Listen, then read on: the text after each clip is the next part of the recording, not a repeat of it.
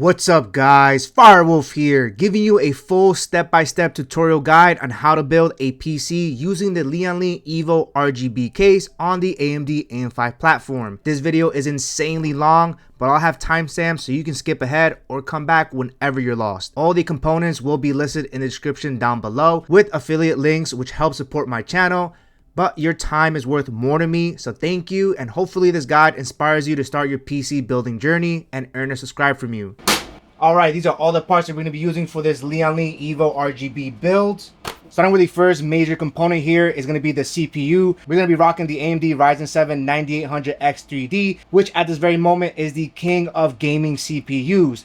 Alright, next major component is going to be your graphics card. Now I'm going to be using the ASUS TUF 4080 Super to power the graphics of this build. Alright, so the next major component is going to be which motherboard you're going to be rocking with. Now I'm going to go with the ROG STRIX X870E-E. Now huge shout out to ASUS ROG for sending this motherboard for this beautiful black build tutorial that I'll be doing for you guys. Now also I'm thinking about the new X870Es is that they are 9000 series ready, which means that you don't have to update any type of BIOS at all. You just drop your new 9000 series chip and it's going to automatically work by default, which is awesome.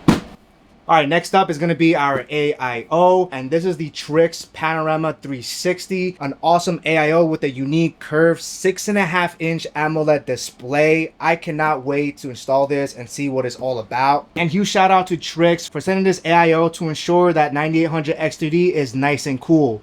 Alright, next up here is going to be your power supply unit. Now this is the MSI MEG Ai 1300P, which is going to be a 1300 watt power supply unit, which is going to be perfect to power all of my components that I have here, especially the 4080 Super and the 9800X3D. Now whenever you're looking for a power supply, I highly recommend making sure that your PSU is ATX 3.0 ready and PCIe 5.0 ready, making sure that you're ready for this generation of GPUs and for the next ones that are coming up as well. So shout out to MSI for sending this beast of a PSU. They also have a whole bunch of range of different PSUs as well to fit your budget and needs. But this is also rated 80+ Platinum for some of the best efficiency in a PSU.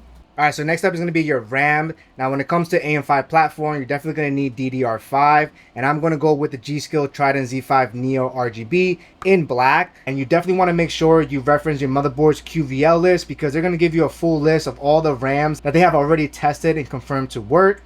So that's another thing that I highly recommend. And now this one in particular has AMD EXPO, which is another great thing. However, some RAM might not have AMD EXPO, and that's perfectly fine. Just make sure you reference the QVL list to make sure it is compatible. Now, I'm also going for 64 gigs, so each of these have 32 gigs each. All right, for NVMe storage, we're gonna go with 2 separate NVMe drives, both 2 terabytes each. You're gonna have different options here. I think right now PCIe 4.0, which both of these are 4.0, are gonna be your best value. However, if you want faster speeds, the new motherboards do support PCIe 5.0 drives if you want better speeds. All right, next component here is gonna be the case fans that we're going to be using. We're going to be using the Lian SL Infinity 120 fans. Now for this fan specifically here, the top and bottom are not the same. The top fans are going to be your standard, while the bottom is going to be your reverse blade. And the reason for that is because normally on standard orientation to intake cold air, you would look at the back of the fans, which doesn't look the best. The reverse blade solved this by switching the orientations of the blades to intake air. So now that we can see the beautiful front design of these fans instead of seeing this awkward looking back. So now we can have all the fan orientation look very seamless. So to complete the look for standard fans, we want one 3-pack, which is going to include the controller that's needed to control these fans, one pack of the standard, and then finally we're going to need 6 reverse blade fans. Now they only sell this individually in single packs, so you are going to need to purchase 6 separate ones. 3 is going to be on the bottom and 3 on the side. Alright, so I want to go over real quick the type of fan options that you can use on the EVO RGB specifically. Now you could mount 3 140mm fans on the bottom, on the side, and also on the tops, as well as the 120mm. So what I'm using right now is the 120mm. In terms of size, they are smaller. Now for comparison purposes, I have 140mm in white, and this is the 120mm in the black color. Of course, you can definitely see the huge difference in terms of size. For those that might want to get the 140s instead to fill up the case more, for example, if I place this on top, you can see how much more the 140mm extend. And that's completely personal preference, of course. If you want to do the 140s, you can. If you want to put 3 140mm, they do suggest that when you have all 3 stacked up together, the screws for the top and the bottom are going to be completely missing. What that means is that you're going to only be able to screw in 8 of these screws on the actual side bracket. So it becomes a personal preference of what you want. If you want to fill this case up, you definitely can do 140 millimeters. They do sell them in reverse as well. Or you could just stick with the 120 millimeters. And here I have the decision on where I want to position the actual fans. I can position them as high as possible, lower. I can have them to the right side or to the left side. And again, the choice is yours. All right, next up are going to be your optional accessories. These are completely optional. However, if you want to add some nice RGB elements inside your case, then these are the Lian Strimmer V2 cables. Now, to complete the look, you definitely want to pick up one that's 24 pin, which is going to be the motherboard, and we'll have the controller. And next up is going to be your GPU extension cables here. Now, this one specifically is the 12-volt high-power cable, which is compatible for 40 series GPUs and potentially future GPUs as well. Now, if you don't have a 40 series card, I will also link the other Strimmer extension cables for cards that only use PCIe. And to get a better idea of what these do, you can see on my Vision Compact build here that I also did a tutorial on. You'll see those RGB elements over here, and the Strimmer cables add that extra flair that looks really nice, and they're very customizable. So I'll be going over all the additional optional accessories. Another completely optional accessories is going to be a vertical GPU mount. Now, this is the Cooler Master Vertical Graphics Card Holder Kit V3 in the black color. They also come in white as well if you prefer to do an all white build. Now, this is going to be perfect for vertically mounting your GPU to showcase the design of your GPU. All right, next optional accessory that you may need, depending on if you're going to utilize all of the accessories that you're going to see in this video. Now, this is the NZXT internal hub, and what this does is that this connects to your motherboard, giving us 4 additional USB 2.0, because a lot of motherboards might only have 2. If you're not going to be using the Strimmer cables, then you might not need an internal hub at all. If you are going to be using it, then I highly recommend picking one up just in case. And for the last optional accessories, we have the Thermalright AM5 contact frame. Completely optional. However, I like using this when installing my CPU, which gives it better security, but I will be showing you how to install the CPU with this and without. And when it comes to tools, you don't need anything sophisticated. I just use a precision screwdriver kit here.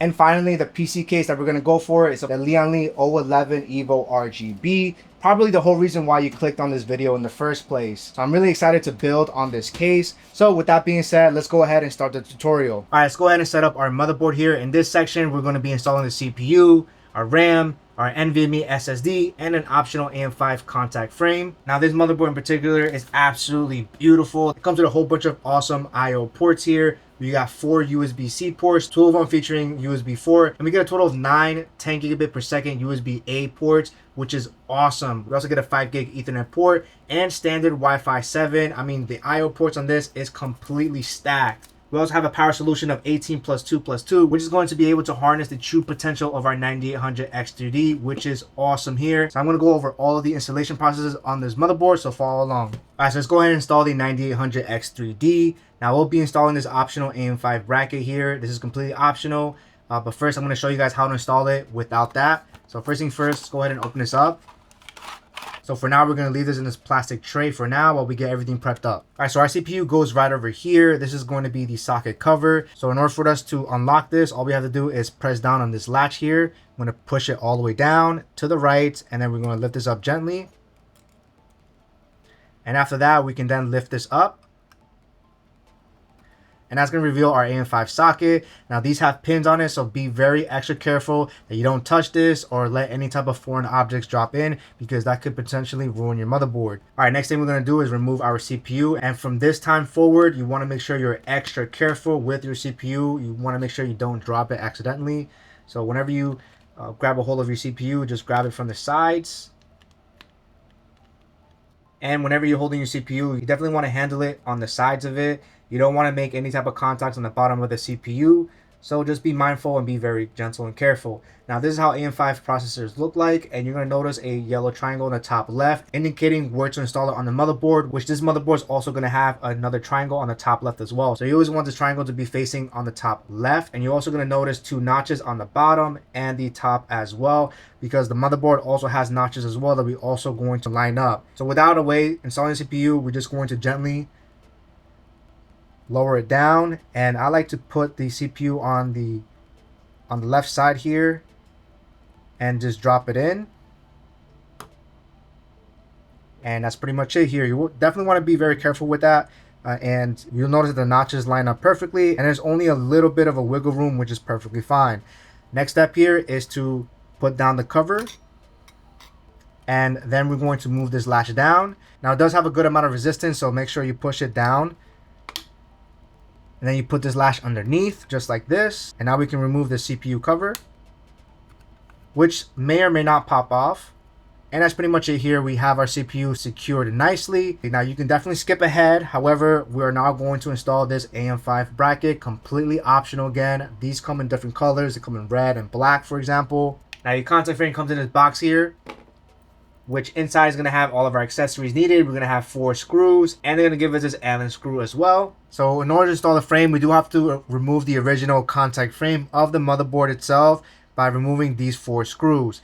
Now, since I already have the CPU already inside, we first need to unlock it first. So same thing here, we're going to push this down to the right. And right after that, I like to use the CPU cover here just so I can protect it just in case. So I like to just put it back on.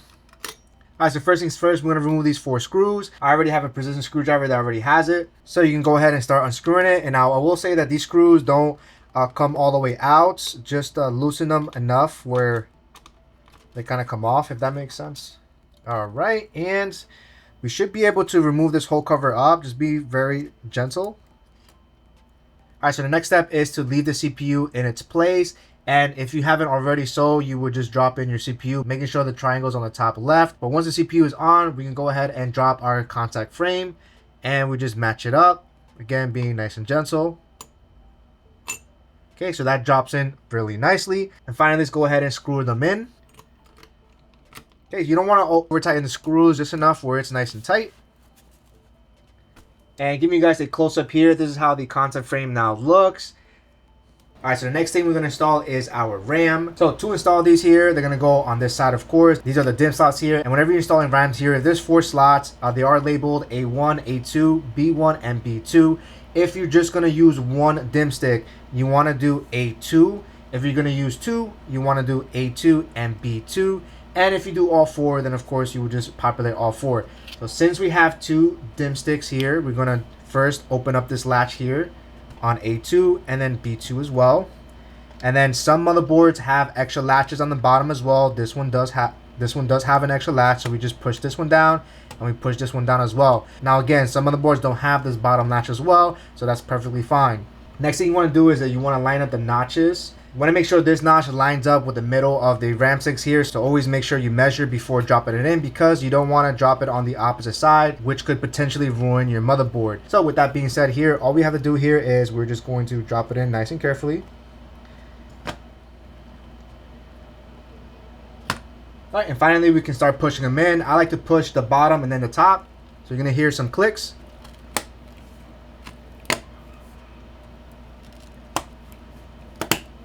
Alright, and that's pretty much it here. We have the RAM successfully installed.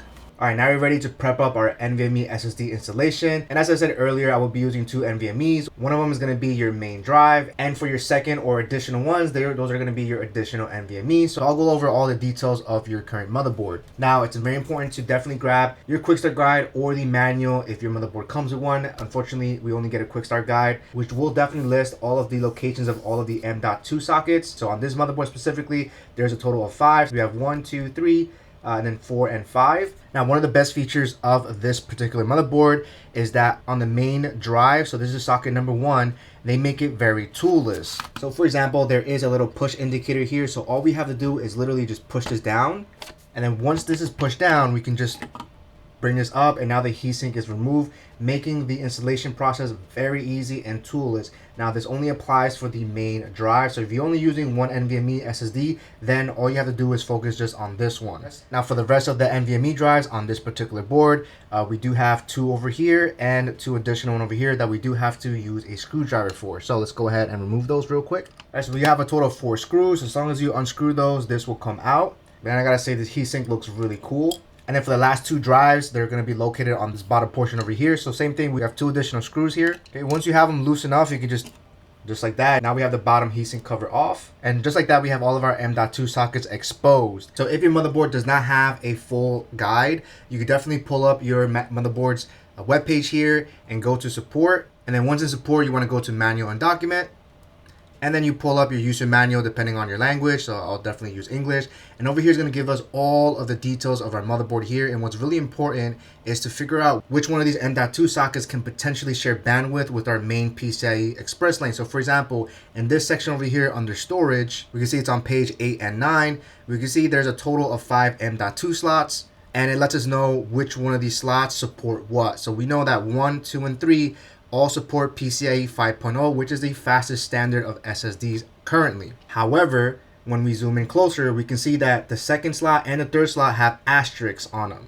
Okay, we go on the next page. We can see that slot number 4 and 5 are on the AMD X870E chipset, while the other 3 are connected directly to the CPU. What that means is that these 3 are directly connected to the CPU, giving us the best performance possible and reduce latency. These bottom 2 are connected to the chipset of the board. They have to connect to the chipset and then to the CPU. So it does introduce a little bit of latency, so the performance is not going to be as great as these as well. If we look closer on the details, especially on the asterisk, we can see right over here that 2 and 3 share bandwidth with our PCIe X16, which is this main slot here. This is where your graphics card is going to go. And what this basically means is that if we have an NVMe on either 2 or 3, it will reduce the bandwidth of this from 16 lanes, cut it in half to just 8. For PCIe Gen 4 or lower graphics cards like the current 40 series cards, you don't need to worry about the lane splitting, since it will be able to operate with full bandwidth even if the main lane is cut down to X8. For next generation GPUs with Gen 5 bandwidth, then I would recommend only using slots that don't share lanes if you want to make sure your GPU has the max bandwidth possible. In the case of this specific motherboard, I can have one PCIe 5.0 on the main slot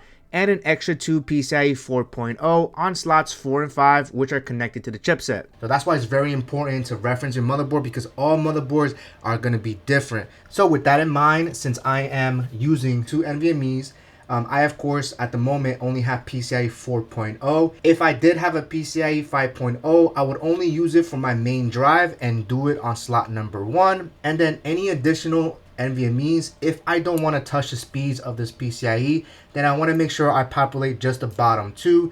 In that case, a max of PCIe 4.0. One final thing to point out here is that inside the box, you are going to get these M.2 rubbers, and you're going to get a few of these, and these are completely optional. But what this basically means is that NVMe drives are either single-sided or double-sided. So if we take a look at this one, for example, if I put this to the side, you'll notice that all the main components are just on one side, whereas the back side is completely flush. There's nothing on it. So this is going to be a single-sided NVMe drive. This one is also single-sided as well. You can see the bottom is flat, and this one has all the parts. So they have these M.2 rubbers to ensure that the single-sided are lifted as high as possible to ensure to have maximum contact with the heatsink. Now it does say it's optional, but my recommendation is if you have a single-sided, I highly recommend just using it, because that is there for that purpose. So you'll notice when I zoom in closely here that these have like a little circle here, and you'll notice on the motherboard, on all of these slots, you have kind of like circles. So for example, right here, these have all circulars over here. So that M.2 rubber would go inside here to ensure that you have maximum contact.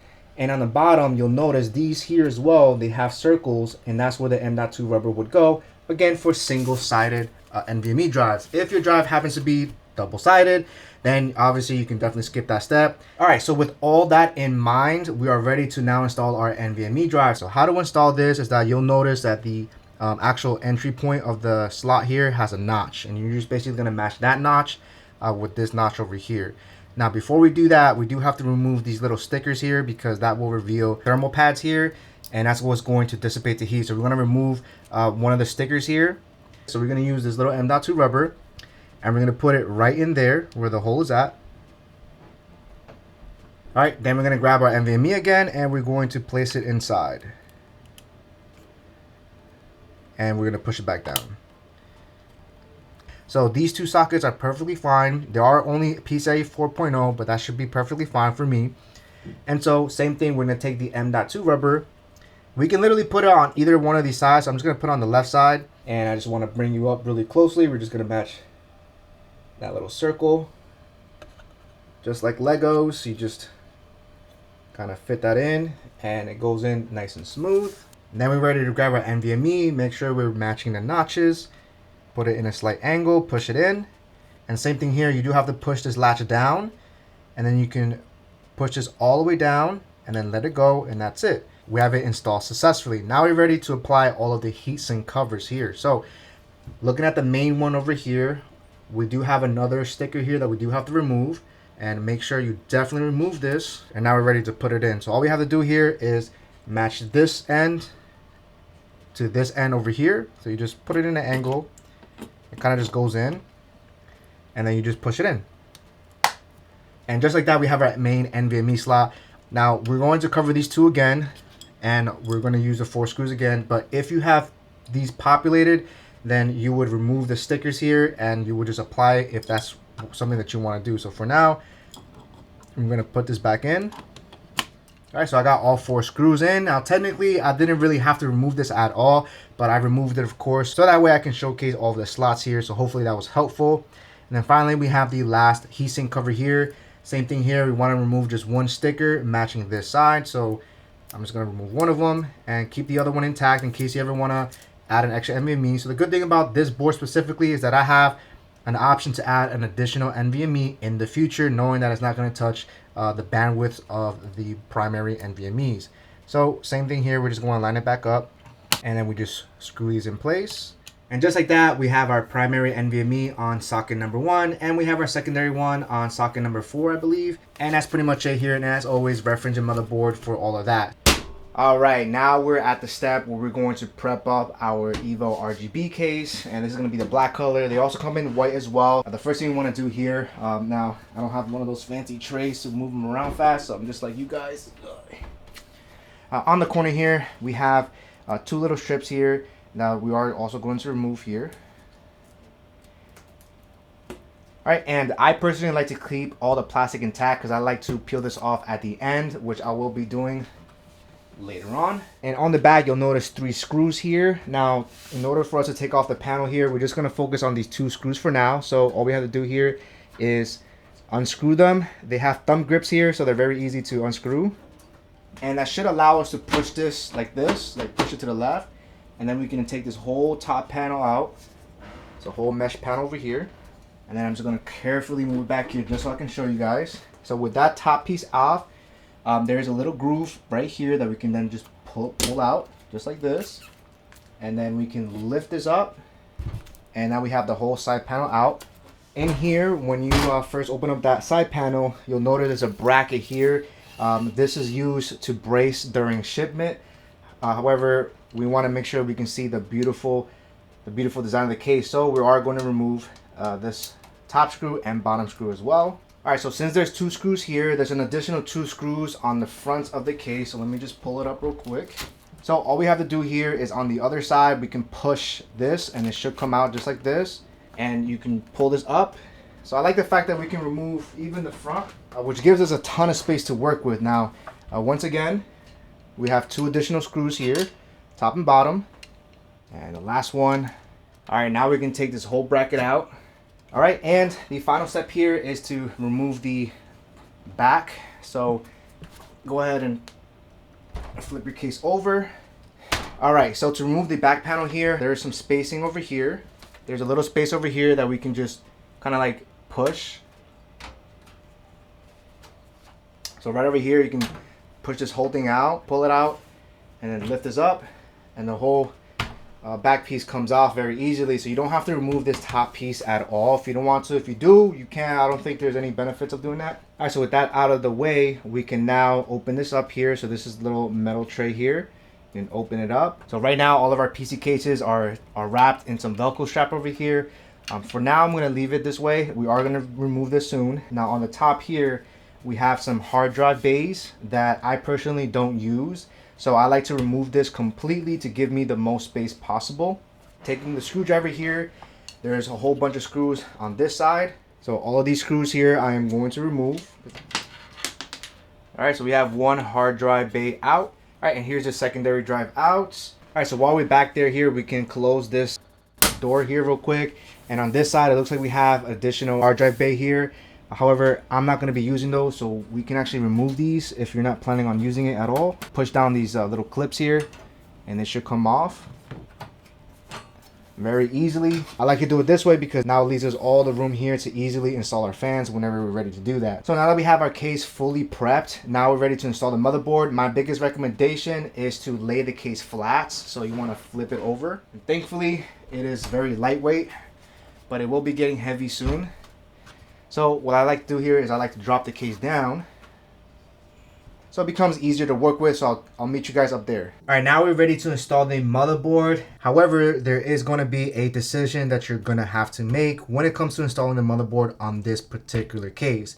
Now, the EVO RGB gives us two different positions on how to mount our motherboard. Now, each of these standoffs have arrows, and right now you'll notice that the standoffs that are on this already have an arrow down, indicating that it's already on the low position, and then there is an additional hole on top with an arrow up, letting you know that it is the high mode. You have additional screws here in case you have a smaller motherboard, like maybe like a M.2 or something like that. But for now, we'll be focusing on these. So on this side right here where the I/O ports are at, there's a little clip here. Now by default, because it's in a low position, your I/O is going to be right over here. You can take this off and move it all the way to the bottom to give you a different look. So if I were to grab the motherboard, by default, again, we have the low position. What that means is that if I were to place the motherboard down, let's say in this position here, so in this position, this is the low mode, you'll notice that there's additional space on top. Now, me personally, I want to move the motherboard on a higher position so that it could look more centered. And because I'm going to vertically mount my GPU, I kind of want to see most of my motherboard as well. And also, since my AIO has a really large screen, I also want that to be on the highest position possible. If I were to pick this up and push this even closer to the top, you'll notice that now the motherboard is very close to these grommets here. And for me, it looks cleaner. It also gives me more space to play when it comes to connecting these bottom ports here as well. It's up to you to decide which one that you personally like. Now, with that in mind, since we are gonna go for the high mode, I'm gonna take this motherboard here. I'm gonna lift this up real quick so I can show you guys. We are gonna take this clip here and we're gonna move it all the way in the bottom. We're gonna push it in, and now that's ready to put on the high position. Again, if you're gonna leave it the standard way, you don't have to do this. You can just leave it on top. Again, it's all up to you. Be careful with your motherboard. All right, now since I'm gonna be using the high position, I have to move these standoffs one up, literally where the arrow is indicating upwards. Now, in order to remove these standoffs, reference the box of your accessories here, and you're gonna locate a special tool here. So it's basically this right here. It has like a Phillips head, and on the other end, you'll notice it has kind of like a socket. So this is the tool we're going to use to remove the standoffs because they're really hard to take off with just your fingers. So we want to make sure we put this portion on top of the standoff itself. And then because this is Phillips, we can just turn to the left. And now it kind of unscrews it. And you'll notice the standoff has been removed. And then you take the standoff and you just move it up just one position.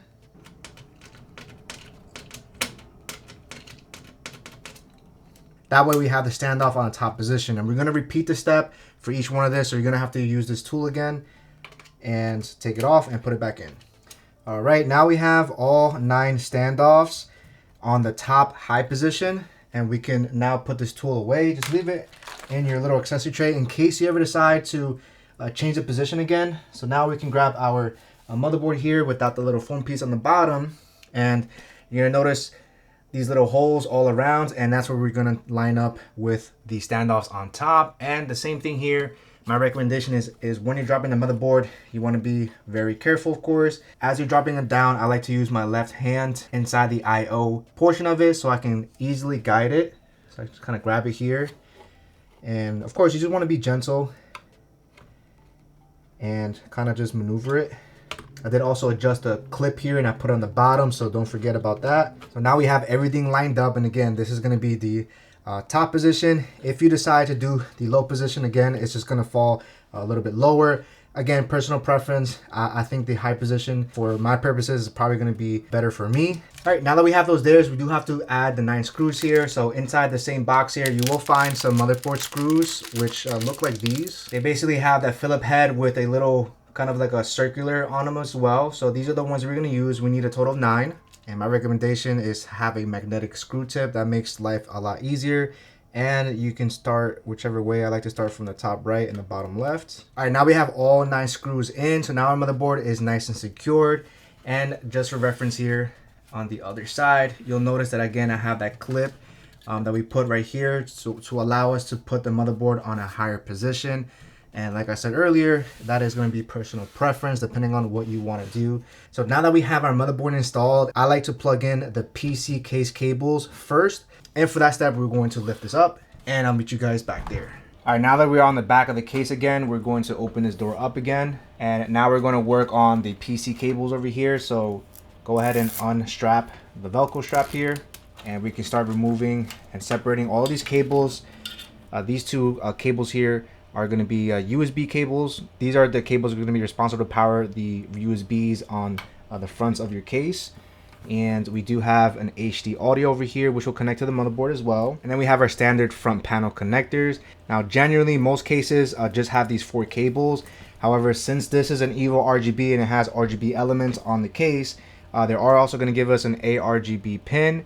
And they're also going to give us a SATA power connector, most likely to power the RGB elements of the case. So for these USB cables here, they normally go on the middle of the case. Of the motherboard, sorry, and you just want to quickly look at the positioning of your motherboard here to see where each of these cables go. This USB over here, we want to use the top grommet over here, so go ahead and just pass it along. And then this really thick one here is going to go on the bottom side here. The HD audio and the front panel connectors, as well as the ARGB. These 3 you can slide underneath the bottom grommet. Now most motherboards, the HD audio is usually located more towards the right. So with that in mind, we're also going to take this little Velcro straps you can see on the bottom here, and we're going to open this one up because I do want to start cable managing as we go. We can leave this in for now because it's going to be tight, and I have to see where each one's going to go. But for now, I want to cable manage these cables here. And once again, the HD audio past this. For now, I'm just going to pass it all the way in, and then we'll tuck it in later. And these 2 cables here, the front panel connector and the ARGB. And again, I'm going to zoom in here. Front panel, ARGB. These are more on the left side, so we want to use the left grommet here. The SATA connector for now, just leave it down here. We'll connect that later on, but for now, we have all of our PC cases on the forward side, so we can now flip this on the other side. All right, so on this side here, we can grab one of the USB cables, and they're gonna go right on here. Now, if you ever need any guidance, always refer to your user manual or your quick start guide, because this will also let us know where all of the USBs are at, where they're all located, just in case your motherboard happens to be different. But this thing over here is gonna control the USB. So this cable only goes one way. Now you're gonna see a little arrow on one of the sides, and if you turn on the other side, there's no arrow. So this arrow over here should be facing on this side. So taking that arrow into consideration, I'm gonna bend the cable and plug it in. So it plugs in very smoothly, and then now you can start tucking this cable inward. Next, we have this USB connector here. And depending on the motherboard, it could be in different positions. It's going to be this right here, and you're going to see a little notch here, which we're also going to match with this notch as well. So same thing here, and then you just push it in, and that goes in nice and smooth. Then from here, you can start tucking in the rest of the cables here so we can hide it. All right, now we're going to work on the bottom connectors here. So starting with the one all the way on the left, we have the HD audio cable. And once again, if we reference our motherboard here, we can see right over here where it says front audio is number 7. So it's this connector all the way over here. And pay attention to the pins here. There's one that doesn't have a hole for a pin, and you want to basically line the missing pin with the missing one on this side over here. You're going to see a missing one. And then again, you can start tucking this cable inside. All right, next thing here, we're going to tackle the front panel connector. So it's this right here. So same thing, when you look at your motherboard here, you'll notice, you'll look for front panel, and over here we see front panel, and is that section over here. And same thing here, front panel, you want to make sure you look at the pin selectors here, and there's one pin that is missing, and the same thing here on the top right, it is missing there. So with that in mind, we can basically say that we want the front panel to be upwards, because when I put it in, that the top right missing pin lines up perfectly. So now we have the front panel and the HD audio. Now, because this is the EVO RGB, and this will control the RGB strips on the bottom and top of the case, this does come with an additional ARGB. A lot of cases don't come with this, but since this has it, it's in a unique place. So this connector has, as you can see, 3 pins, and they go on either one of these that are labeled, that have that white label, and you can easily tell because they have literally 3 pins, and you just match up the pins. And for sake of cable management, I'm just going to retract this ARGB, push it back as you can see here, and I'm going to move it here. And we want to move the 2 pins more on the left side, bend the cable, and push it in. It could go on either one of these. So I want to quickly take you guys closer here. On the top here, we can see HD audio. Then we can see the ARGB that we just installed. Then we have the front panel connector. Then we have this USB that was connected, the other USB over here. And that's pretty much all the cables that we just connected so far. So we have all of our PC connections connected to our motherboard, and now we're ready for the next step. All right, next up we're gonna do is start installing some fans here. Since we're gonna tackle the bottom fans first, we are gonna remove the bottom fan bracket. There is a screw right here. Use a screwdriver and take the screw out, just one screw. Make sure you put it to the side, and then this whole bottom bracket comes off. So this allows us to install the bottom fan separately, which makes it very convenient. All right, so like I said earlier, as long as you purchase a 3-pack of the standard blade, when you purchase that, you're going to receive the SL Infinity fan hub. Again, very important because it's going to connect 4 sets of fans. And with that, they're also going to give you 4 of these cables, which directly connect to the actual fan hub here. Now, when you purchase the reverse blade individually, you'll notice that inside the box, you'll also get a different type of connector, and that's to individually connect it to the motherboard, so you can ignore those cables. We're going to be using these 4 exclusively, so you can ignore all the other cables. Each box will give you a set of case fan screws here. Now I'm reusing my SL Infinity, so I have them separated here. You should have a total of 12 screws in a 3-pack, and in every individual one, they're going to give you 4 of these black screws, so definitely start pulling them aside.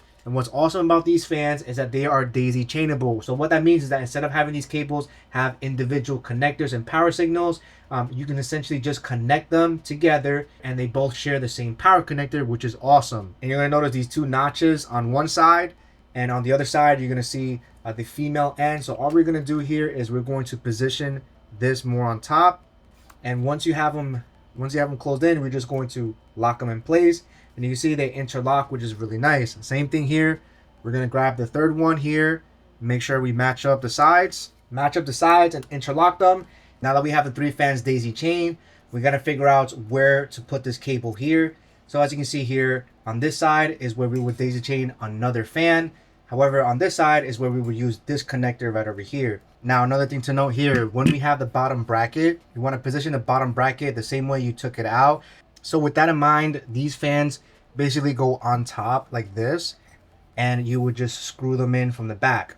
We have a lot of room to place the fan orientations, and you're also going to see an additional row to accommodate larger fan sizes. So this is going to accommodate 140 millimeters as well if you want to put larger fans. Keep in mind that we have the connector on the left side. You basically line up the notches with these notches over here. Now it only goes one way, and then you'll be able to push it in and slide it up. Now that locks it in place.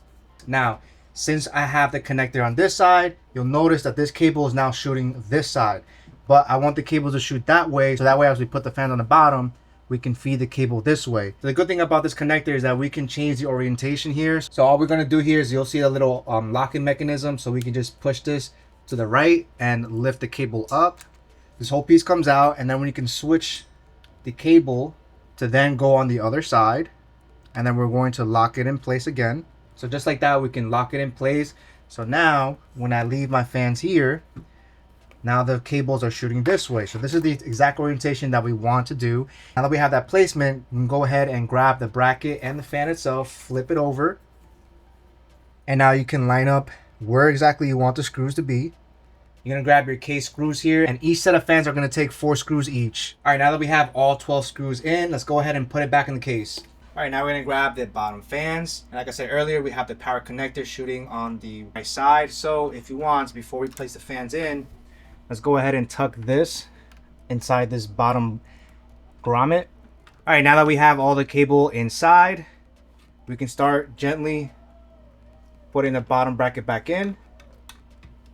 Kind of lay it flat real quick. Right here is where you want to just push it in, and you should see the screw hole shown over here. And then grab the black screw that we just removed for the bottom bracket, and we can screw that back into place. And with that being said, we have the bottom fans in. Again, reverse blade, intaking cold air. And we have the power connector shooting inside, tucked in really nicely. Let's go ahead and attack the rear fan, which goes right over here. Now on the EVO RGB, it only supports 120 millimeters.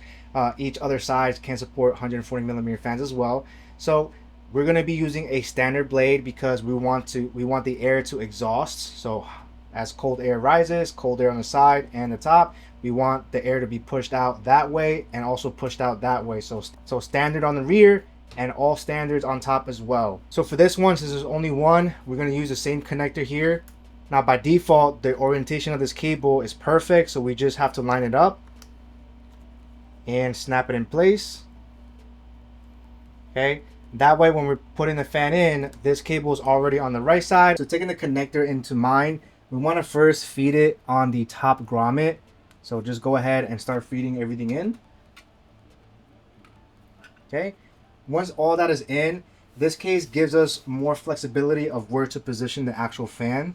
So for example, we have mounting holes here. So if you want the fan to be more downward or all the way up high or in the middle, the choice is yours. You want to have at least one case fan and have your screwdriver ready so you can at least screw one in place. So you can have it, so that way you can have it more positioned. So I'm going to screw one in real quick and I'll show you how it looks like in the back.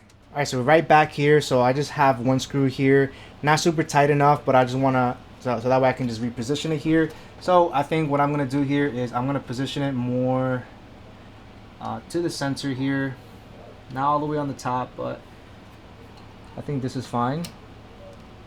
And of course, you could always go back and move the positioning at any time. So now it's tight enough, the position is stuck. Now we're going to screw in all the other 4. All right, now we have all 4 screws in, and let me just rotate the case over here. And this is the positioning that I went for. And again, like I said earlier, it's all personal preference. This cable here, you can start kind of maneuvering it down. All right, so now let's go ahead and tack these side fans on this side over here. Now, as I said earlier, we want to make sure we're rocking with 3 reverse blade fans. Make sure you daisy chain each one of them. And again, if you want to use 140 millimeters, you can definitely use 140 millimeters. Just keep in mind that the positioning of the screws, if you decide to use 3 140 millimeters, the top 2 and the bottom 2 screws, you're not going to be able to screw it into the side bracket. So you can only screw in 8 of these, which Lian did note to work just fine. If you use 8 screws in the middle, you're perfectly fine. And as you can see, it does fill up the spacing of the case really nicely. But again, it's up to you whether you want to use 140 or 120. I'll be using 120 because that's all I have. So this is basically what we're going to do here. The good thing is that this side bracket can be removed very easily. So you're going to notice this screw right over here. In case you have the door open, just close it. You just push it. Once you have the lever up, you can pull this out and this whole side bracket comes out. All right, now that we have the side bracket out, we want the side bracket to be facing like this. You have the option of putting the fans inside of the bracket if you want to. It just pushes the fans more to the back. I want it to be as forward as possible, so we'll be installing the fans. And we're using reverse blades for the side brackets. Reverse blades allow us again to see the mirror finish and allows us to bring in the cold air. So these are set to intake. Now for these, we want to just line it up. Now keep in mind where you're going to position the side brackets because we want the connector to be more on top so that when we put it back in the case, the connector is on the top, so we can easily route that cable. So just keep that in mind. I want the connector to be on the right side. So with that in mind, grab both of them, flip them around. And then of course, we're going to fill in all of the screws here. There's a total of 12 screws. All right, now that we have all the screws in, now we're ready to put the side bracket back on the case. All right, here's a side bracket with the fans attached. And we're basically going to be putting it like this. And we want to connect our power connector, of course. I didn't forget about that. Let's first connect this first because we want the cable to be shooting on the right side. Now that we have the power cable attached, we want to basically focus on these bottom screws on each of these sides, and we're going to line it up with these over here. We basically slide it in, and as we're sliding it in, we want to feed this cable in the fronts and slide in the bottom 2 screws. Okay. Once you feel it going in, you can kind of just let it drop, because then it allows you to go up and down. And with that cable already tucked in the front, we can now push it in place. You're gonna hear a nice little click. And if you ever need to remove it, you just lift this up again and you can just bring this down and pull it out. Now in this case, you'll notice a little hole over here. So we're gonna take that cable and we're gonna feed it in that hole, and go ahead with your other hand, open up the door and pull the cable through. And that's it. And just like that, we so far have bottom intake, side intake, rear exhaust. Now we're ready to attach our AIO. And the great thing about this case, this top bracket is completely removable with just these 2 screws, and we could just basically remove it in place. The top mount does support 420mm radiators. You are going to have to use a bracket that's included in the box for that compatibility. However, we're just going to use a 360mm. In this case, we're going to be using the TRYX Panorama 360. All right, so the first step we're going to do here is we're going to remove the top bracket here so that we can install our AIO. So we have 2 screws. With those 2 screws out, make sure you place it somewhere secured. We're now able to take the whole top bracket. We just lift this where the screws are and we can pull it out. Now we're able to attach our AIO on the top bracket. All right, so let's go ahead and unbox the TRYX Panorama 360. And shout out to TRYX for sending this beautiful AIO to me. I'm really excited to open this up here. Now, awesome thing about this is that we have a curved AMOLED display. I believe it's 6.5 inches to be exact. And wow, I just gotta say that this pump is huge. Now this whole thing does remove. Let me just pop this up real quick. Take a closer look at this curved AMOLED display. So we have 6.5 inches of beauty.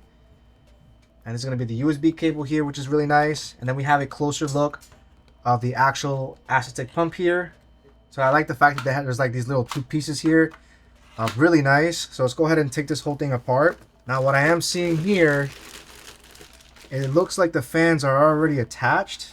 However, for the sake of aesthetics and matching all the fans together, I am going to be replacing the standard fans that come with this trick with the Lian leads, of course. All right, so further inside the box, they're going to give us a nice user manual, very easy to follow. And depending on whether you have Intel or AMD, they do provide all the accessories needed for Intel platform and AMD. Now, since we are on the AM5 platform, they're going to require these 2 CPU brackets that we are going to replace. And we're also going to use these screws, specifically the ones that have spacing in between. As you can see here, this is going to be specifically for the AM5. So if you have Intel or maybe AM4, then you will definitely want to follow the instructions for those. But we have AM5. Now, what's really nice about TRYX is that they also give you thermal paste as well. However, what's on the pump already here, we already have pre-applied thermal paste. We're going to be using the one that's already on here. Now, you have the option of wiping it off completely and applying your own preferred thermal paste. That's up to you. We're not going to be using these fans at all. We're going to be using the Lian Li SL Infinity. So we're going to unscrew each one of these. All right, now that we have all 12 screws out, we can just take these out. All right, now we're ready to install our SL Infinities. Now, once again, these are standard blade.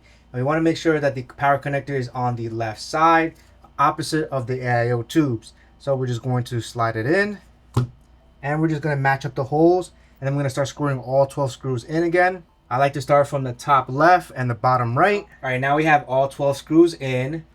Now the next step that we're going to do here is we're going to attach the AIO on our top bracket over here. So make sure you have the 2 screws facing upwards and this facing downwards like you see over here. So with that in mind, our AIO basically goes attached like this with the AIO tubes on the right side.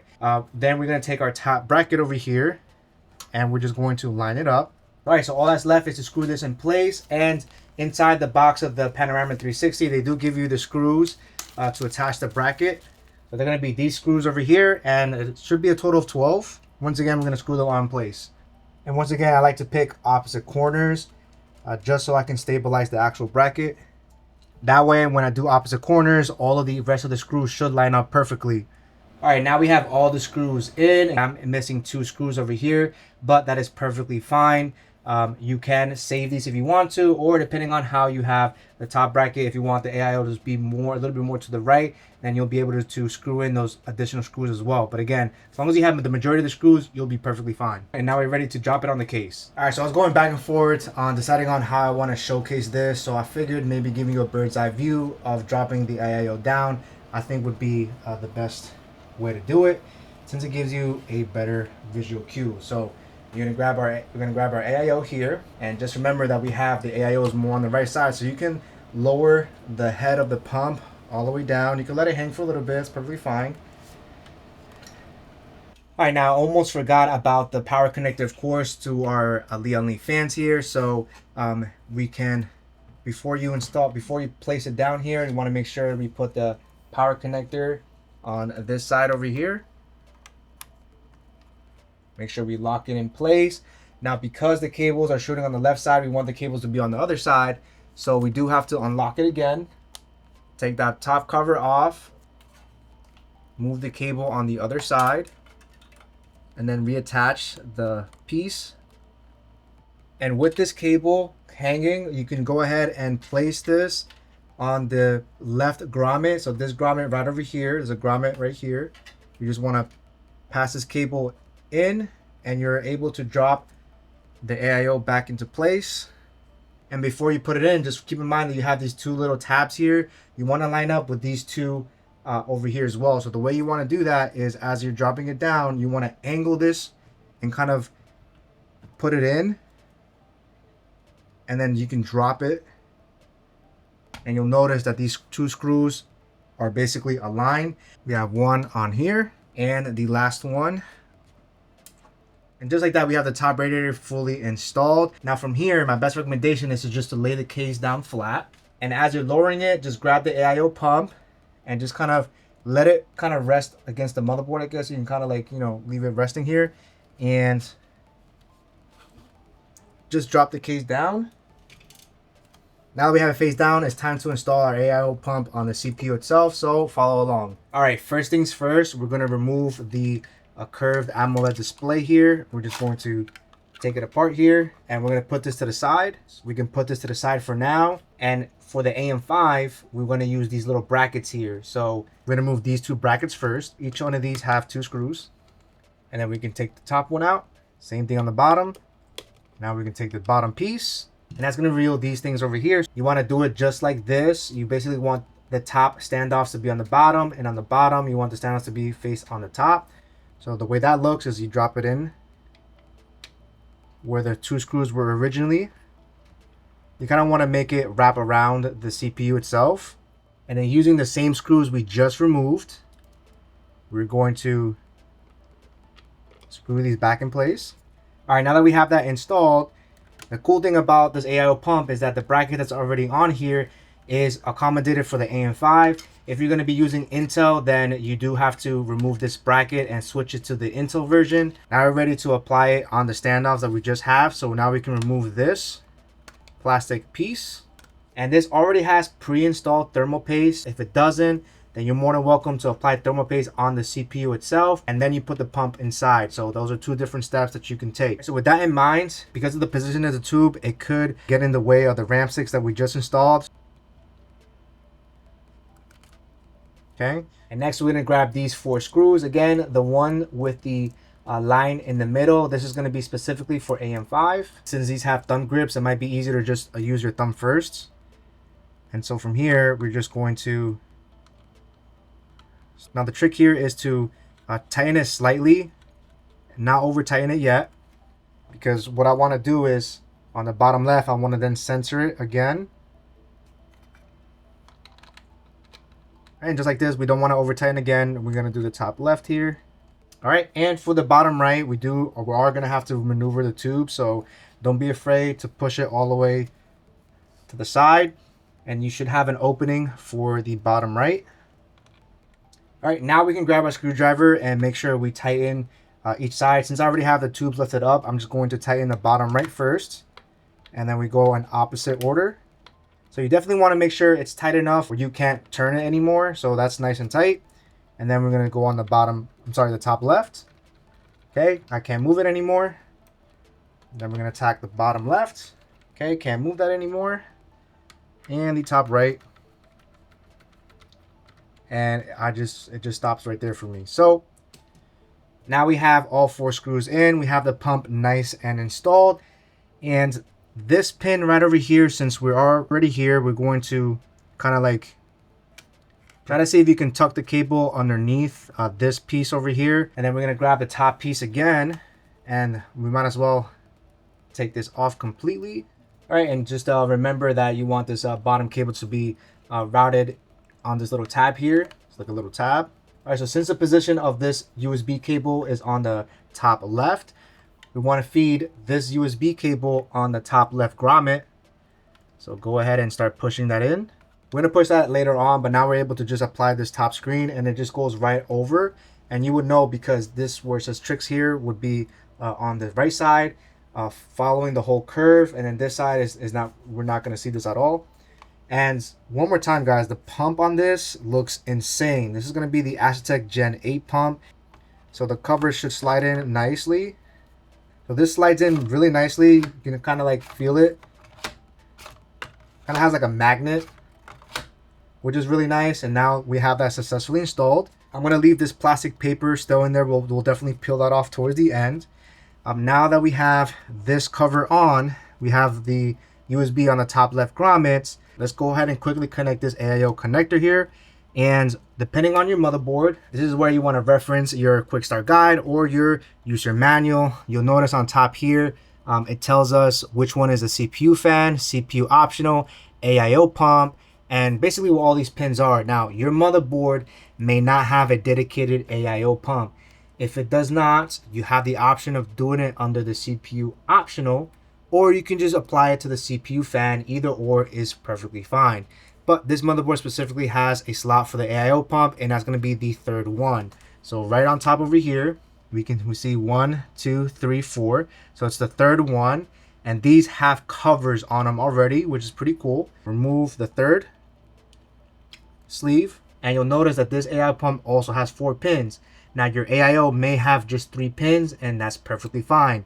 What's really important is that this is going to have this little spacing in between that you definitely want to match up with the spacing on this. It's going to be a tab right here, which is going to be located on the right side. So as I'm putting this down, I want to position this on the right side. So I'm going to go ahead and push that in.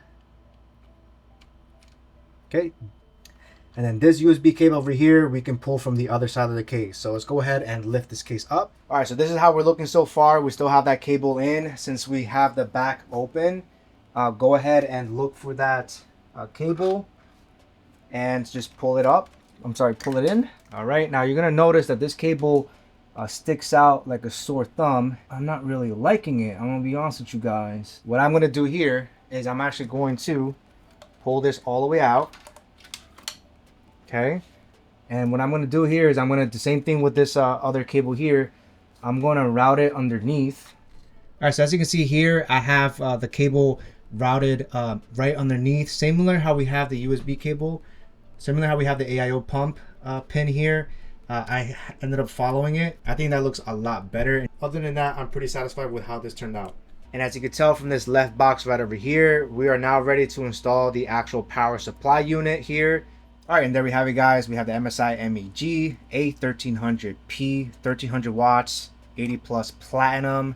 Take a look at the design of this PSU. I mean, this thing is fire. I mean, absolutely beautiful. Love the gold accents all around. So this thing looks really nice. All right, so with that being said, to install our PSU is very simple. We want this side with the AC input facing this side where we're going to be connecting it. And then this part is obviously going to be facing this way. Now take the opportunity here to shove all of these cables to the left, because we're going to have to make room for our power supply unit. You want to make sure the fan is also facing outward here, because that's how it's going to get some nice cold air. And you want to just place it on top, and then slowly you want to start moving it in. All right, now that we have the PSU in, it's now time to screw it in. Now inside the bag of your PSU, you'll have mounting screw for your PSU, and Lian also gives you mounting screws inside this as well. So you could use either or, they should be the same. All right, and then all we have to do is screw in these 4 screws here. We're gonna take the PSU screws, of course. All right, and with those 4 screws, we have the PSU successfully installed. Now that we have the PSU installed, the next step we wanna do is tackle the hubs. The most important one is definitely gonna be the SL Infinity hub to control all of the fans.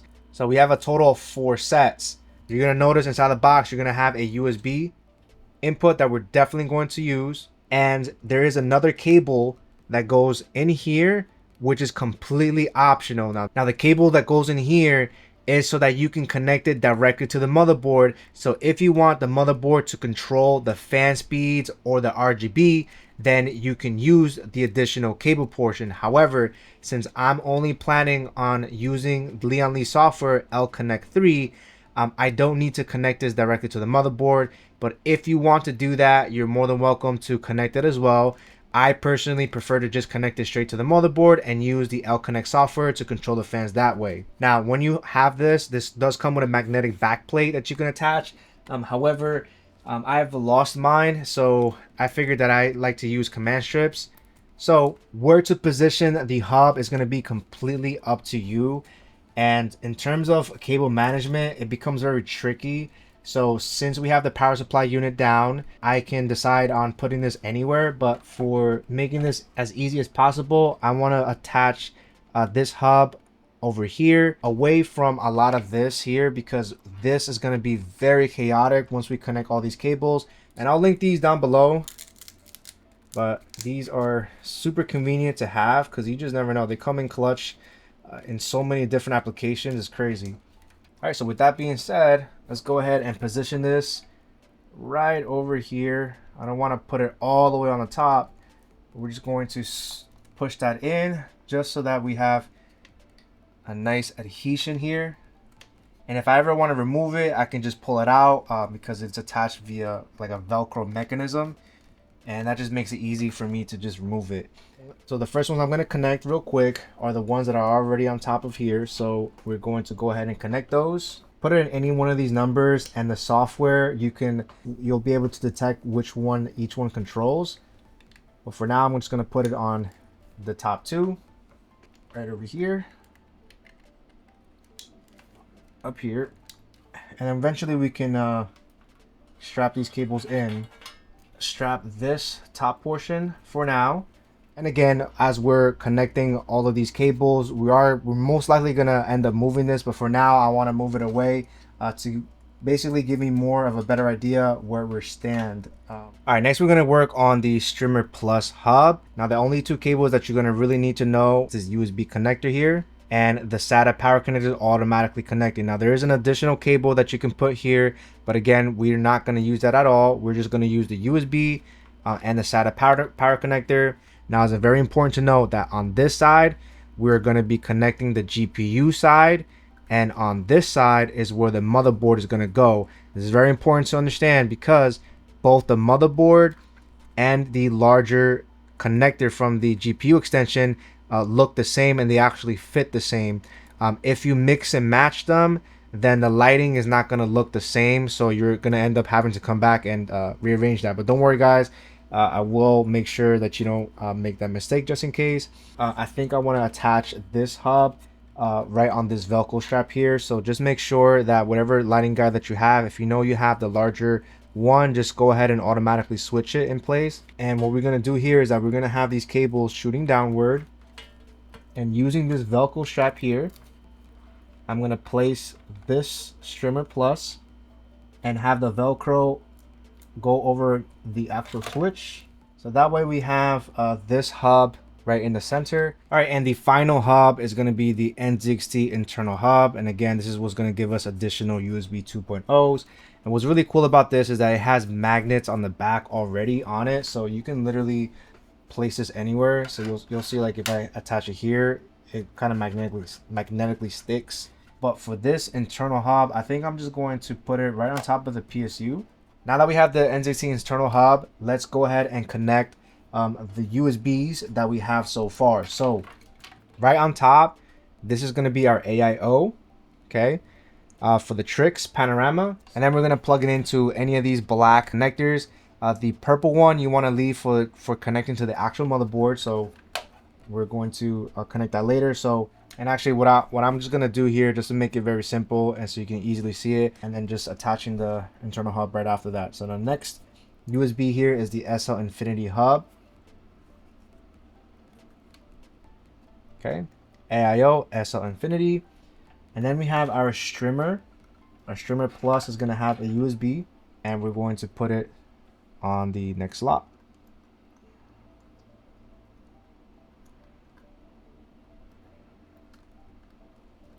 All right, and finally, if your PSU supports it, this MSI A1300 has a USB attachment that I can connect right on the motherboard itself. There's a gaming intelligence, or GI, and it's right over there. This is where the USB is going to be. And again, this is completely optional if you want to connect this, but it goes right here. You can't miss it. It says GI on it.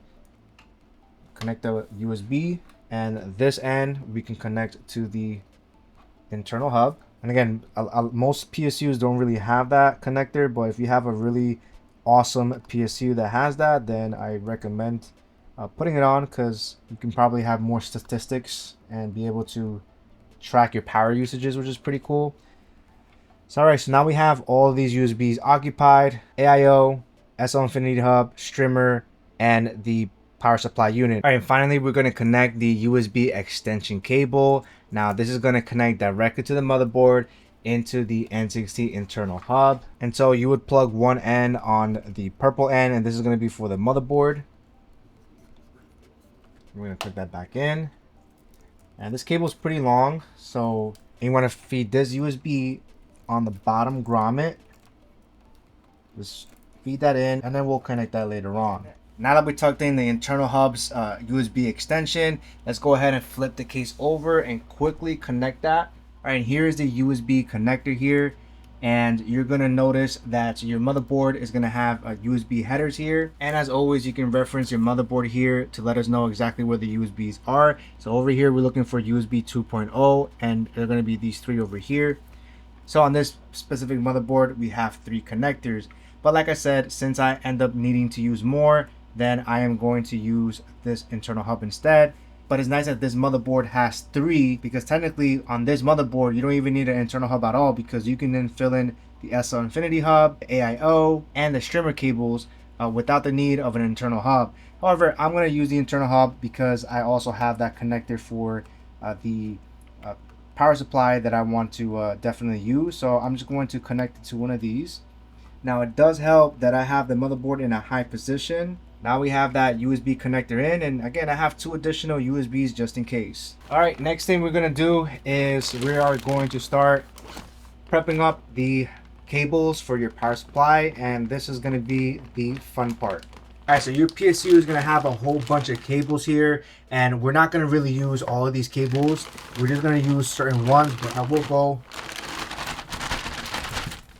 over the most important ones.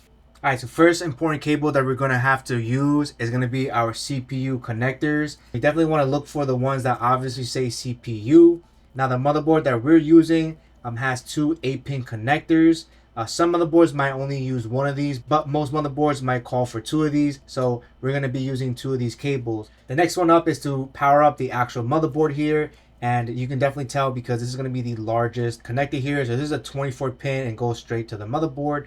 And this is what's going to power it up. So we're definitely going to be using this one as well. Next up here is going to be our GPU cable here. Now this one is a 12 volt high power cable, which you can use for 40 series graphics cards or hopefully next generation graphics cards. I believe most of them are going to adopt this new connector. You're going to see this has 600 watts.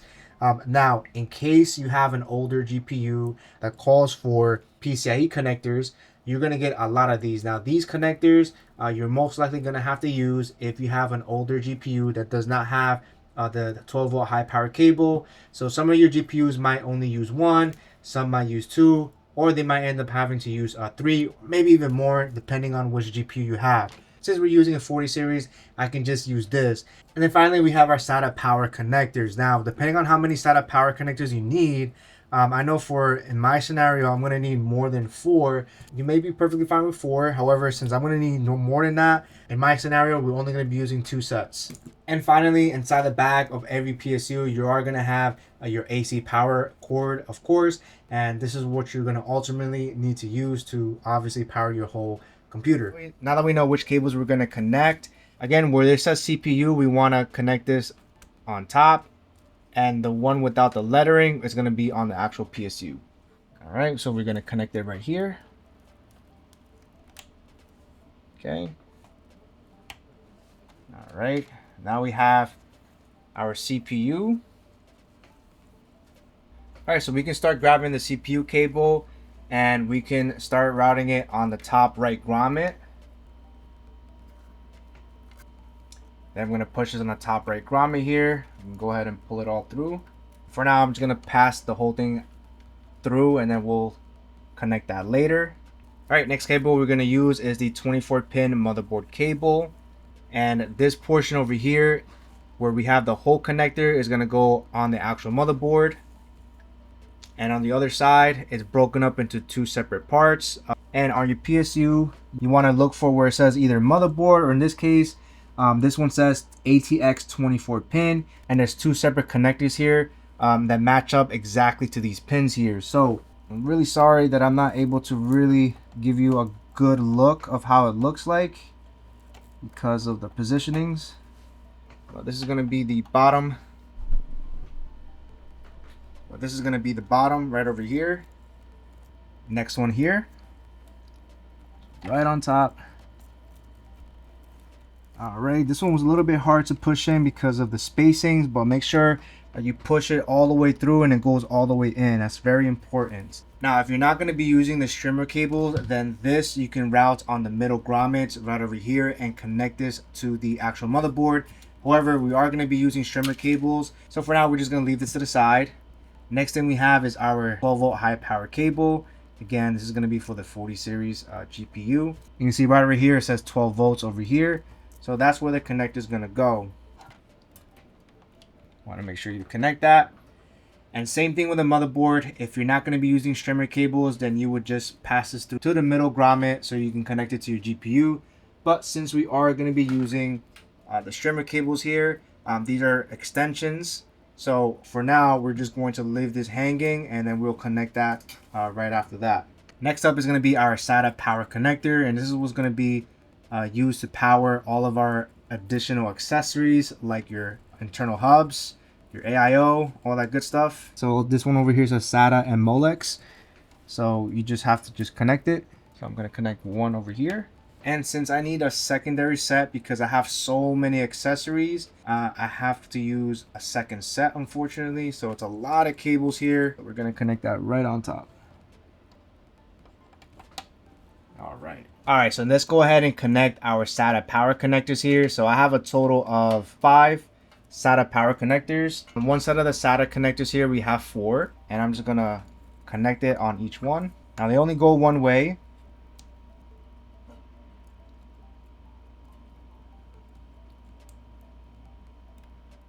So now we have 4 connected, and we have one final one, and this one is the Strimmer hub. And we're going to grab the second set, and all we have to use is just one, and we can just connect that in.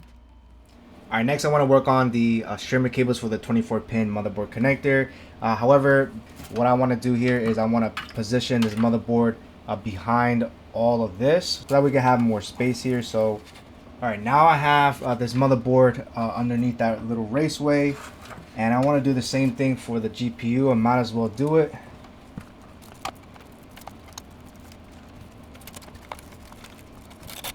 All right. All right, so that looks a little bit better. Gives us some space over here. So we have both the 24 pin and the GPU cable underneath this little raceway here. And now we can start attaching our strimmer cables. So starting with the motherboard strimmer here, you're gonna notice that there is a connector on this end. And so this is gonna connect to directly to here, and the other end without the cable is gonna connect to the motherboard. So all we have to do here is connect these two. You want to make sure you connect it all the way through. Make sure it's all the way in. It could be really hard to push it in, but you definitely want to push it in. And then this connector will go on our strimmer hub on the top, okay, where the connector is by itself. So we want to position the cable and connect it in.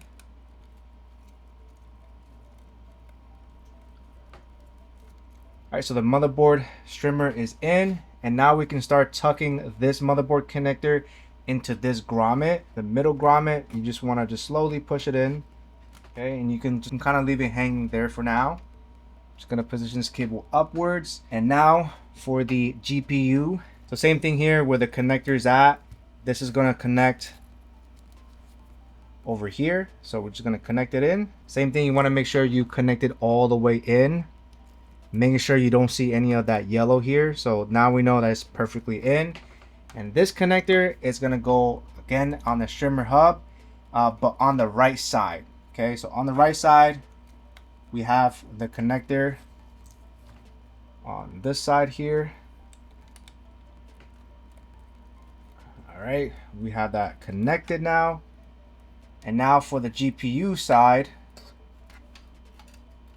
this we can definitely push in the middle grommet as well, and then we can always maneuver it later on. All right, for the SATA connectors that we just connected, let's go ahead and retuck them in.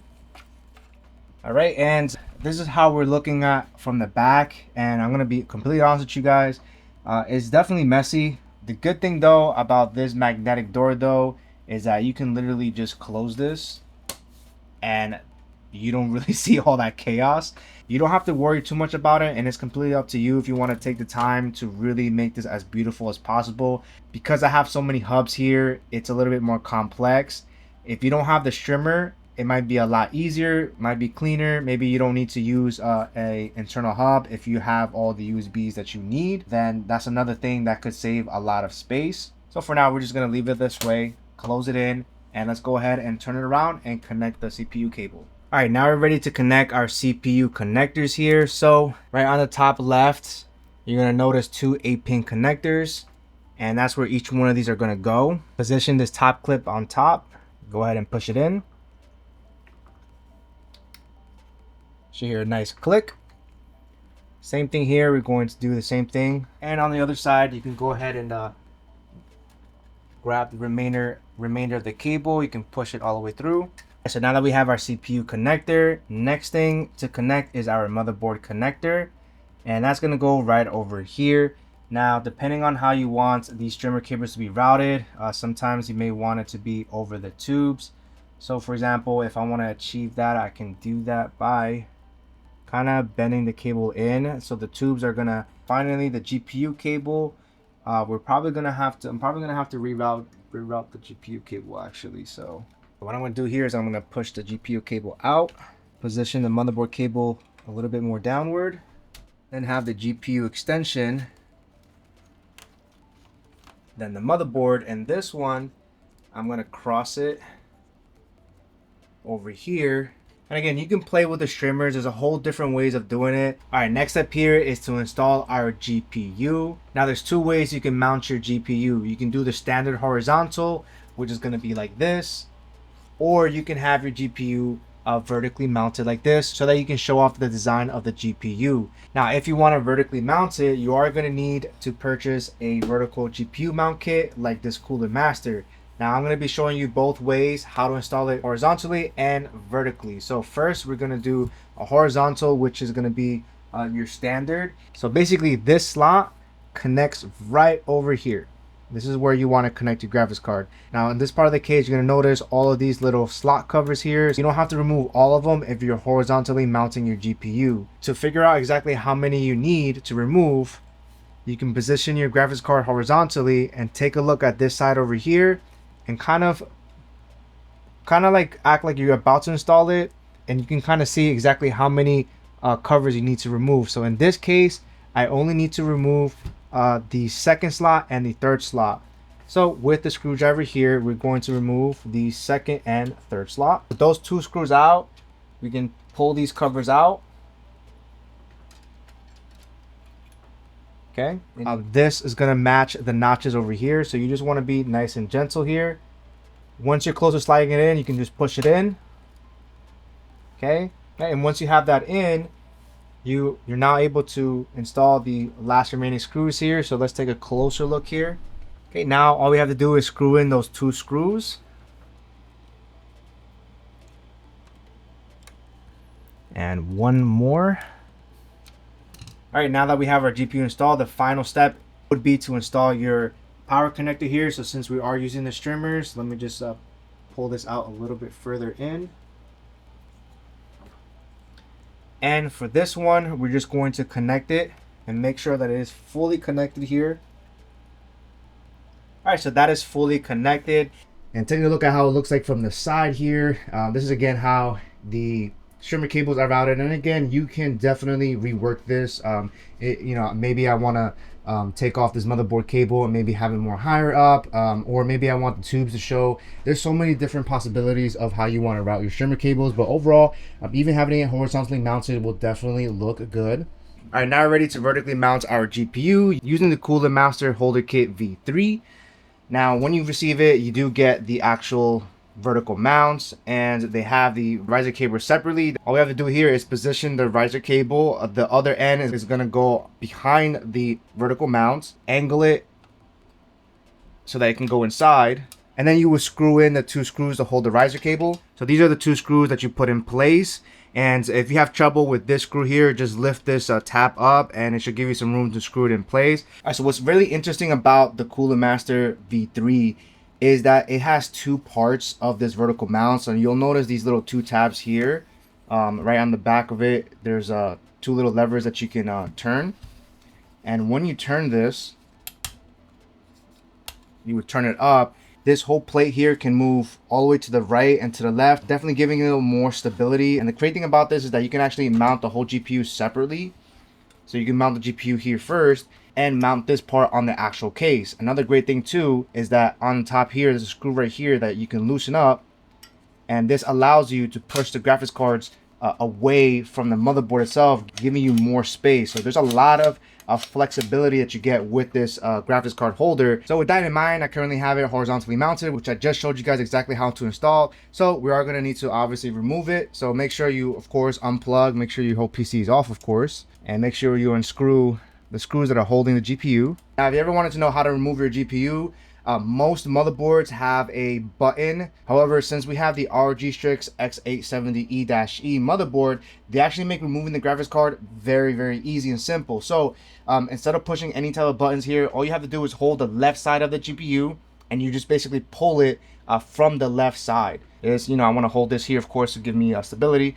I'm going to push it from all the way from the left, and just like that, the GPU comes off very easily. Now that's an awesome feature to remove your GPU without having to press any type of button. So I really like that feature a lot. We are gonna have to remove all of these PCIe covers here. So we're gonna have to take our screwdriver and remove all of these screws. To give you guys a better look here, I just switch the camera position real quick. All right, so that's gonna create a whole bunch of space here. You'll notice that there's some rectangular openings that literally match up with these over here. I'm going to try my best to reduce the shadow so that maybe you can see it, but there's definitely openings here. And all we're doing is we're just lining it up with our vertical mount. Once that's matched up, you'll notice right here that the screw holes align perfectly. The same screws we just took off on one of the PCIe slots. It's going to take two. And we're just going to screw it in here. All right. Now, because of the tight fit here, we want to remove this top screw right over here. And so when you remove this screw here, make sure you put it to the side. You can now slide this out.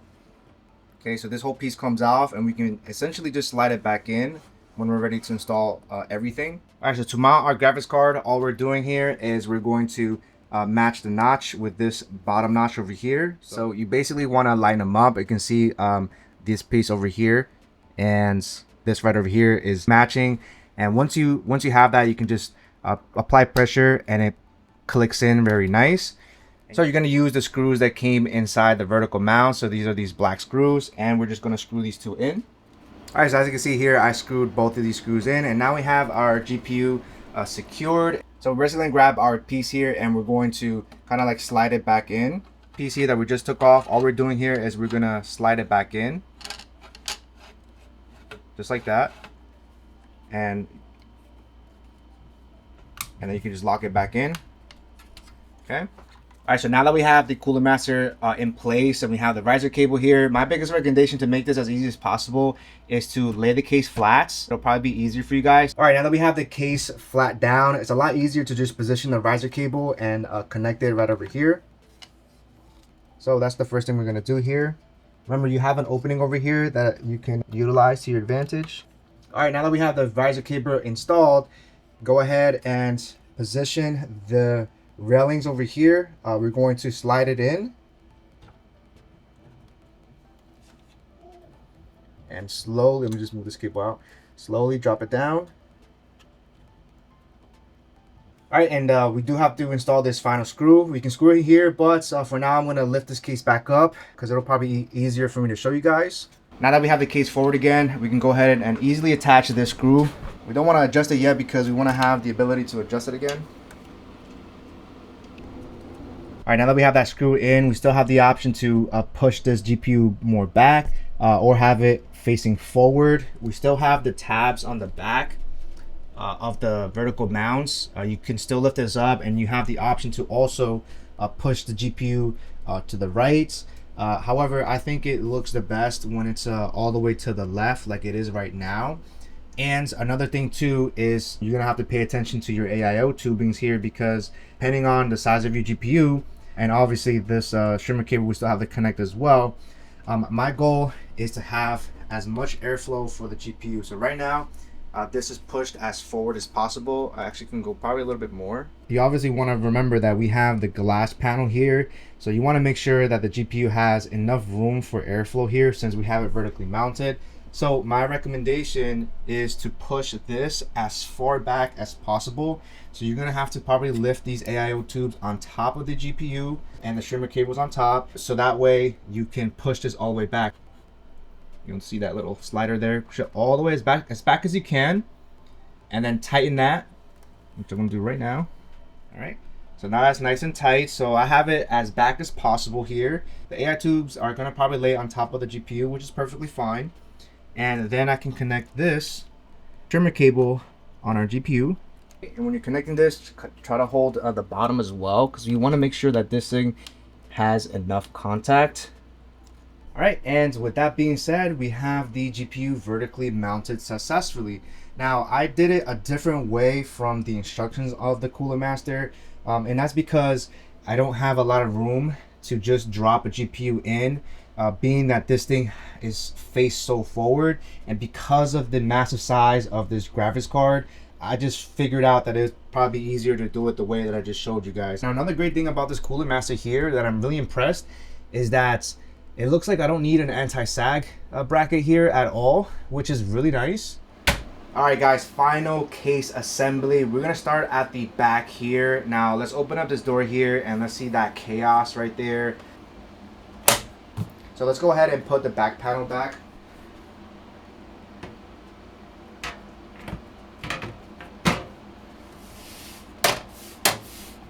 All right, we got that back panel in, and you'll notice that this has a lot of mesh here. So though these fans will definitely be able to intake a cold air, and our PSU right over here will be able to suck in air as well, which is really awesome.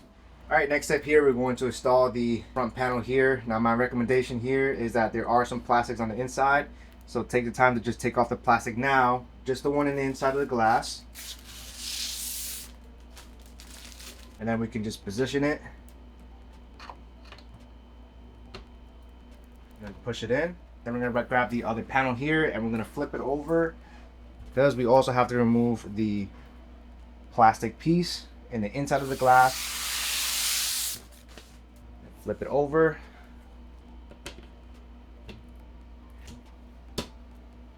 should lock in very nicely.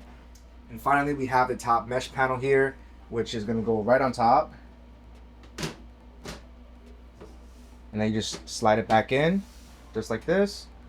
Then we just screw this top piece in. Alright, before removing the plastic, I want to power this on first. So you're going to plug in the AC power cord on your power supply unit, just like that. And then there's a switch here that you want to switch on. Alright, and you'll notice that on this motherboard, we have some RGB elements that do flash on when it's on standby mode, which definitely looks cool here. So the first thing I want to do is I want to power it on first, making sure that everything, of course, is working. And the power button's over here. So 3, 2, 1. And with that, let's go ahead and peel this off.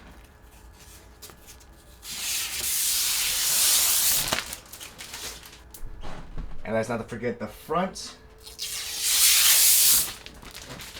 And there you have it, guys. It looks absolutely beautiful here. Let me just shut off the lights here because the glass is very reflective. There we go. I think it looks a little bit better here. Still, this glass is very reflective here. It has like this dark tint here, which will definitely look nice because you have all black parts here. But this thing looks absolutely beautiful, especially the RGB strips on the bottom here. They definitely look nice here. Now, if you don't see all of your fans moving for whatever reason, then this is the opportunity to go in the back and make sure everything's connected properly. You want to make sure that your RGBs are lit up, the motherboard is lit up as well. You also want to make sure that your Strimmer cables are also on as well, because that's very important as well. Now, I'm going to go ahead and power this off completely here. And then I'm going to connect all of the input cables. Alright, I have the case successfully set up here just now. Now this case is very reflective. As you can see, you can probably see the reflections of a lot of the lights I have in the background. So what I'm going to do real quick is I'm going to remove this and we're going to take a closer look inside. Now thankfully, removing the front panel here is very easy. You don't have to remove any of the screws. You just put your finger here and then you're able to just take it off very easily. Alright, now first and foremost, this TRYX Panorama 360 is absolutely beautiful. I mean, this thing looks crazy good. Definitely love that curved appeal here. And let's go ahead and peel this off real quick. Alright, just wanted to switch up the color schemes real quick. So I just want to go over how I control all of the RGB elements of this case here. Starting off with the RGB strips on the top and the bottom. All of that is going to be located on the right side of the case. So we have a mode selector, and then we have a dedicated color button and a brightness adjustment. Now right now the strips are connected directly to the motherboard because we connected the ARGB pin. So if I want to exit out of that, I can press and hold the M button here, and that would automatically turn off. And now it's utilizing the RGB controls inside the EVO RGB. So if I cycle through the different modes, we'll have a whole bunch of different effects that we can do here. And if you want to have a dedicated color, you can hold on the C button here, and once you hold that on, you can then click it again to cycle through different colors, and that will give you like a static color. And of course you can adjust the brightness, but I prefer to have it connected to the motherboard. So if you press and hold the M button again for a few seconds, now the motherboard is controlling the actual RGB strips. I like it that way because every time I make changes to the lightings, it automatically goes with it. So I like that feature a lot. Now all of these other lighting equipments, I'm going to go over all the programs that I currently use. So depending on which motherboard you have, you want to download their specific software. In this case, I have an ASUS ROG, and the software you want to use is Armory Crate. Now you could use a third-party software like Signal RGB if you want one program to control all these RGBs. I personally like to control them individually. So with AuraSync or whatever other motherboard software you have, it should detect the devices that can be controlled with AuraSync. So in this case, we have the motherboard, we have the graphics card, and the reason why it's detected is because this is also by ASUS. If your GPU has lighting and is not ASUS, let's say it's an MSI for example, you want to download their respective software so that we can have control to that unique lighting aspect. Now memory is detected, so depending on the RAM as well, some RAM you may have to have their own software. Something like a Corsair for example will have its own individual software, but luckily the motherboard, graphics card, and the memory can all be synced, including the addressable LED strip, which is what's controlling this light here. Now I can individually control them, or I can obviously have them all synced So whenever I'm in AuraSync, I could then throw in a whole bunch of different effects, or I can change them individually. So if I go, for example, yellow, which I'm not going to click on yet. Okay, so once I do yellow, for example, you'll notice that the ROG logo on the motherboard changed to yellow, the RAM changed to yellow, the RGB strips on the EVO changed yellow, and so did the graphics card as well. So you can do a whole bunch of different effects here. Let's leave it to blue, for example, here. Now the next program here is going to be the L-Connect 3. Now this software controls everything of your fan. So for your lighting, your fan curves, all of that gets controlled via L-Connect 3. This is how I personally prefer, and there's so many different effects and customization you can do. And what I like about the software is that you can individually control the RGB elements inside the fan and the ones on the side. So if you want to, for example, just have lighting on the outside, if I knock down the brightness and apply to all, for example, only the sides light up, giving you so many different possibilities and control of your lighting. And of course, the same software, we can change the different fan curves here. I personally leave them all under quiet, but again, you can customize each curves to better meet your needs. Now the next software here is going to be whatever your AIO uses. Now if your AIO has an LCD screen, then you want to obviously download their respective software. In this case, the TRYX Panorama uses a program called Canali, which gives you so many different options to do, such as different presets animation, or you can do your own custom one. And what's great about this is that you have the option of splitting the screen, or you can do a whole full screen custom effect, which is pretty nice. And you can have certain system information here. So for example, our GPU is sitting at 35, our CPU is currently sitting at 45, and you get the time and date, which is pretty cool.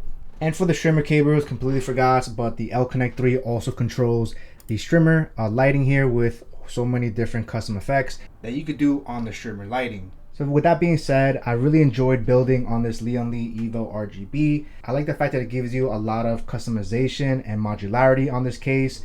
And one of the biggest things that I would probably consider is 140 millimeter fans. I think these would end up filling up the case really nicely. But of course, I think the 120 millimeter fans also look great. Now, once again, I want to give a huge shout out to ASUS ROG for providing me their awesome X870E-E for this awesome black build, and also TRYX for this beautiful curved AMOLED AIO, and a huge shout out to MSI for providing this awesome 1300 watt beast. And I forgot to mention that this side panel here, the mesh holes are very large, giving you almost full transparency of your fans, which I think looks fire. But other than that, all the other parts and components I purchased myself, and I will be linking them down in the description box below, along with affiliate links that do help and support the Firewolf Tech channel. So if you ever use those links, I really appreciate it. And even if you don't, that's perfectly fine. I value your time, and I really appreciate the time that you take to watch this video. It really means a lot. And I hope that I have inspired you to start your build and making you more confident in making an awesome fire build. With all that out of the way, I'm gonna roll some fire B-roll, so enjoy, guys.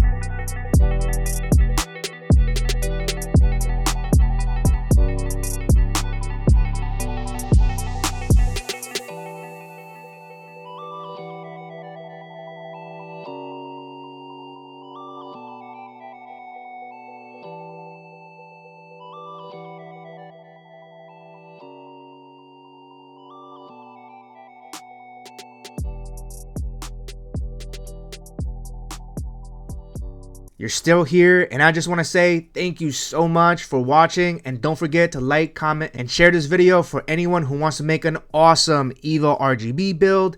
On to the next one. Firewolf out.